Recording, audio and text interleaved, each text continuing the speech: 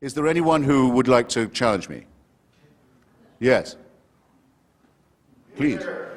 If there is no God, why do you spend your whole life trying to convince people that there isn't? Why don't you just stay home? Was the Can you repeat that? was the question? The question is, if there is no God, why spend your life and career trying to refute that? Why not just leave it alone and stay home? Fair enough.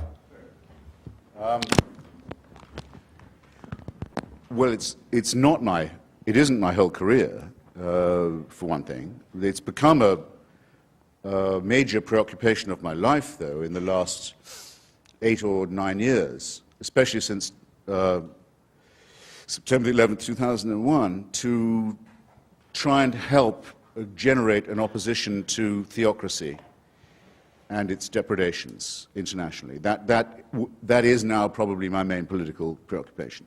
To help people in Afghanistan, in Somalia, in Iraq, in Lebanon, in Israel, resist those who sincerely want to encompass the destruction of civilization and sincerely believe they have God on their side in wanting to do so.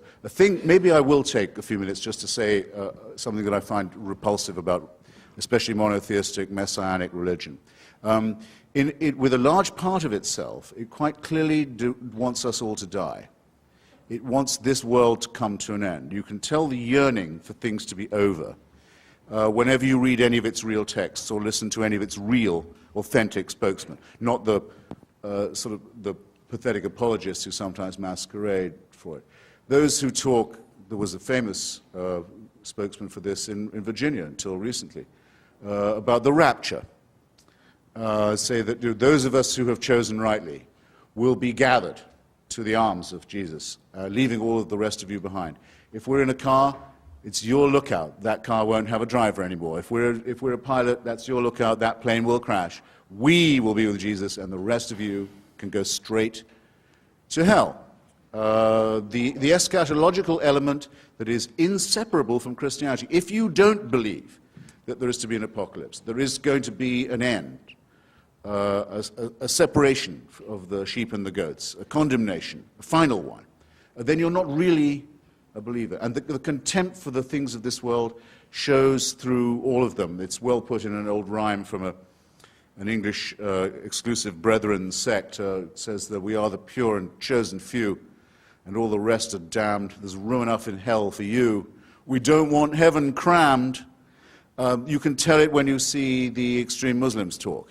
They cannot wait. They cannot wait for death and destruction to overtake and overwhelm the world. They can't wait for what I would call, without ambiguity, a final solution. When you look at the Israeli settlers, paid for often by American tax dollars, deciding that if they can steal enough land from other people and get all the Jews into the promised land and all the non-Jews out of it, then finally the Jewish people will be worthy of the return of the Messiah. And there are Christians in this country who consider it their job to help this happen so that Armageddon can occur, so that the painful business of living as humans and studying civilization and trying to acquire learning and knowledge and health and medicine and to push back can all be scrapped, and the cult of death can take over. That, to me, is a hideous thing in eschatological terms, in end times terms, on its own. A hateful idea, a hateful practice, and a hateful theory, but very much to be opposed in our daily lives, where there are people who sincerely mean it, who want to ruin the good relations that could exist between different peoples, nations, races, countries, tribes, ethnicities, who openly say they love death more than we love life, and who are betting that with God on their side, they're right about that. So when I say, as the subtitle of my book, that I think religion poisons everything, I'm not just doing what publishers like and coming up with a provocative subtitle. I mean to say it infects us in our most basic integrity. It says we can't be moral without Big Brother, without a totalitarian permission. It means we can't be good to one another. It means we can't think without this. We must be afraid. We must also be forced to love someone who we fear. The essence of sadomasochism. the essence of abjection, the essence of the master-slave relationship, and that knows that death is coming and can't wait to bring it on. I say this is evil, and though I do some nights stay home, I enjoy more the nights when I go out and fight against this ultimate wickedness and ultimate stupidity. Thank you.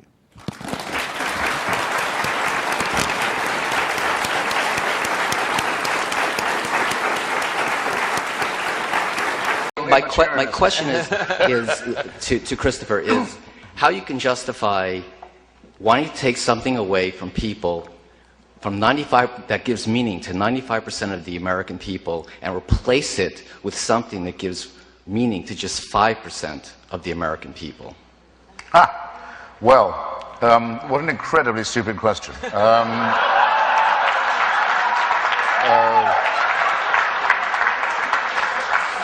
First, I've said repeatedly that this stuff cannot be taken away from people. It is their favorite toy, and it will remain so, as Freud said in The Future of an Illusion, it will remain that way as long as we're afraid of death and have no problem, which is, I think, likely to be quite a long time. Second, I hope I've made it clear that I'm perfectly happy for people to have these toys and to play with them at home and hug them to themselves and so on and share them with other people who come around and play with the toys. So that's absolutely fine. They are not to make me play with these toys. Okay? I will not play with the toys. Don't bring the toys to my house. Don't say my children must play with these toys. Don't say my toys might be a condom. Here we go again. Are not allowed by their toys. I'm not going to have any of that. Enough with clerical and religious bullying and intimidation. Is that finally clear? Have I got that across? Thank you. Now, I am absolutely convinced that the main source of hatred in the world is religion and organized religion. Absolutely convinced of it. And I think it should be religion treated with ridicule and hatred and contempt. And I claim that right. Is it not the case that the spread of Christianity, about which you spoke so warmly and affectingly in your opening remarks, attributing it to the innate truth of the Bible story, was spread by that means, or because the Emperor Constantine decided to make Christianity the official religion of the Roman Empire? Which, in your view, contributed more to the spread of the faith? The Holy Spirit. I rest my case. You give me the awful impression, I hate to have to say it, of someone who hasn't read any of the arguments against your position ever. So what if God actually exists, sir? Would he not have been good to you? No. He wouldn't. Because if that were true, it would mean that I had an eternal supervising parent who would never die and let me get on with my life, never let me grow up, would keep me under surveillance. But you have, sir. And supervision every minute of my life, but you constantly asked me to be thanking and praising him. Yeah, I think it would that be wasn't part like, of the it would be scenario. like living in North Korea. I think it would be a horrible outcome. Well, not sure that God is Kim Jong-il, but what if what I said is true? Well, ask Kim Jong-il, he has a different opinion. Let's say that the consensus is that our species, we being the higher primates, Homo sapiens, has been on the planet for at least 100,000 years. In order to be a Christian, you have to believe that for 98,000 years, our species suffered and died, most of its children dying in childbirth, most other people having a life expectancy of about 25, dying of their teeth, famine, struggle, bitterness, war, suffering, misery, all of that. For 98,000 years, heaven watches it with complete indifference. And then 2,000 years ago thinks, that's enough of that. It's time to intervene. The best way to do this would be by condemning someone to a human sacrifice somewhere in the less literate parts of the Middle East. Let's appeal to the Chinese, for example, where people can read and study evidence and have a civilization. Let's go to the desert and have another revelation there. This is nonsense. It can't be believed by a thinking person. If it was true, it would have two further implications. It would have to mean that the designer of this plan was unbelievably lazy and inept, or unbelievably callous and cruel and indifferent and capricious. And that is the case with every argument for design and every argument for revelation and intervention that has ever been made. All of this could be part of a plan. There is no way an atheist can prove it's not. But it's some plan, isn't it, with mass destruction, pitiless extermination, annihilation going on all the time, and all of this set in motion on a scale that's absolutely beyond our imagination, in order that the Pope can tell people not to jerk off. In his comment, one of the few he's made, on the institutionalization of rape and torture and maltreatment of children in Catholic institutions, he has said, it's a very severe crisis which involves us, he said, in the following: in the need for applying to these victims the most loving pastoral care. Well, I'm sorry. They've already had that. The rape and torture of children is not something to be relativized. It's not something to be excused as a few bad priests. It's the crime that cries out for punishment. It's the thing that if we were accused of on this side of the House, we would die rather than admit. And if we were guilty of it, would kill ourselves. Your view would be the same as mine, that child sacrifice is reprehensible, would it not? Did Abraham think child sacrifice was an okay idea? He obeyed God and God intervened. The ultimate question is, does God think child sacrifice, since he sent his own son to be the ultimate sacrifice? Well, he appears to be in favor of it. He does appear to be in favor of it, but in context. You and I agreed that we were not. I'm only asking. And, not scorning the three delightful children who are everything to me and who are my only chance of even a glimpse of a second life, let alone an immortal one. And I'll tell you something, if I was told to sacrifice them to prove my devotion to God, if I was told to do what all monotheists are told to do, and admire the man who said, yes, I'll gut my kid to show my love of God, I'd say, no, fuck you. What about Fräulein Freisel in Austria, whose father, unwilling to get out of the way, kept her in a dungeon where she didn't see daylight for 24 years, and came down most nights to rape and to sodomize her, often in front of the children who were the victims of the previous attacks and offenses. Imagine how she must have begged him. Imagine how she must have pleaded. Imagine for how long. Imagine how she must have prayed every day, how she must have beseeched heaven. Imagine, for 24 years, and no answer at all. Nothing. Now, you say that's all right that she went through that, because she'll get a better deal in another life? I have to ask you, if you can be morally or ethically serious and postulate such a question. No, that had to happen, and heaven did watch it with indifference, because it knows that score will later on be settled. So it was well worth her going through it. She'll have a better time next time. I don't see how you can look anyone in the face, or live with yourself, and say anything so hideously, wickedly immoral as that, or even imply it. There, that's my answer.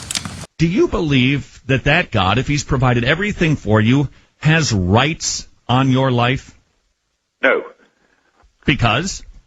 Why should he? What gives him this right? Because he owns you. He's created everything for you. He's kept you alive. I don't want to be owned. I don't want to be owned, and I don't recognize anyone's right to own me. So ownership is a bad thing?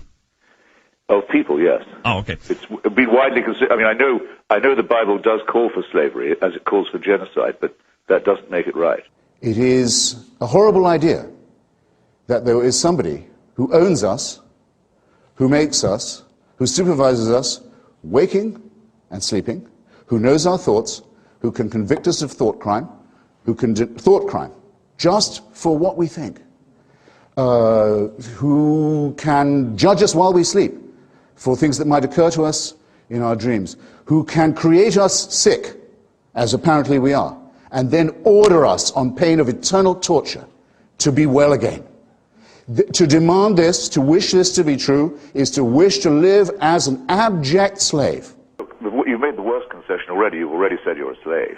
So, well, absolutely. After that, mere obedience to orders is a small offense. I readily admit that I'm a slave. I'm a slave of the Lord Jesus Christ. I'm glad of your chains. Yeah. Well, it's absolutely fine for you, but you must leave me out of it. I don't want to be told that I have to obey these laws too, or that my children have to be taught this in school, or that laws have to be written to gratify the bizarre beliefs of a cult like yours. Well, but that's the thing I would need you to understand. You're quite sure. happy to believe this. Why can't you keep it to yourself? Why can't you keep your atheism to yourself? Because the religious won't allow me to. Because every time I open the paper, there's another instance of theocratic encroachment on free society, which I won't put up with which I will not put. Well, that's clear. What about the most important minority in the history of the world? Those who have never believed in God, those who believe that an ethical life is possible without religion. We have to be insulted and outraged every day by what we see and what we read. By slaughter and murder. Slaughter and murder and barbarism and insult and superstitious nonsense. We do not reply in kind. We don't say, we'll go and kill you if you go on insulting us like this. Do we get no credit for saying this? When has anyone ever said, what's it like to be insulted as someone who thinks that civilization's a real thing? Why is it always interfaith? Why is it always interdenominational? Why can't we say that all of these cults are equal and equivalent glimpses of the untrue? I know what's coming. I know no one beats these odds. And it's a matter of getting used to that and growing up and realizing that you're expelled from your mother's uterus as if shot from a cannon towards a barn door studded with old nail files and rusty hooks. It's a matter of how you use up the intervening time in an intelligent and ironic way and try not to do anything ghastly to your fellow creatures. I think it will one day be admitted with shame that it might have been in error to say that AIDS is bad as a disease, very bad, but not quite as bad as condoms are bad, or not as immoral in the same way. I say it in the presence of His grace, and I say it to His face. The preachings of His church are responsible for the death and suffering and misery of millions of His brother and sister Africans, and He should apologize for it. He should show some shame. There's another immoral injunction. Go love your own enemies. Don't be loving mine. My enemies are the theocratic fascists. I don't love them. I want to destroy them. For condemning my friend Stephen Fry for his nature. For saying you couldn't be a member of our church. You're born in sin.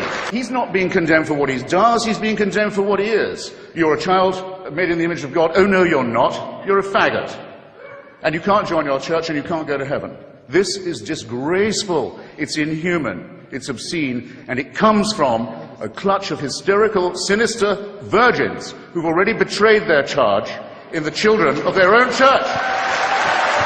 I would posit to you, Christopher, that there is no fundamental difference between what the Israelites did to the Amalekites and their surrounding neighbors or enemies than what the United States did justly in going into Iraq. Whether we did it principally for moral reasons, it certainly had a moral... Can you possibly for 1 second be morally serious as a human being and say that? Well, yes, I can. We fulfill what Iraqis did we exterminate? What Iraqis did we enslave? What Iraqi virgins did we keep for our soldiers, having killed the rest of their families? Well, what are you talking about, sir? But that's what I said. You took up all the time for my answer with your long, rather unlettered question. Oh. If you want to get good people to do wicked things, you need religion.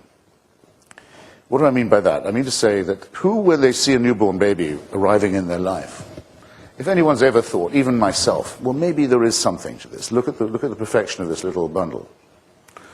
But they said, I tell you what, though, before we go any further, we need to get a sharp knife or a stone from somewhere and start hacking away at the genitalia of this little bundle. Because if we don't, we won't be doing God's will. Now, no moral person would do such a thing unless they thought it was divinely warranted. Christopher, I've got to call you down on referring to circumcision as genital mutilation. My son cried more at his first haircut than he did at his bris.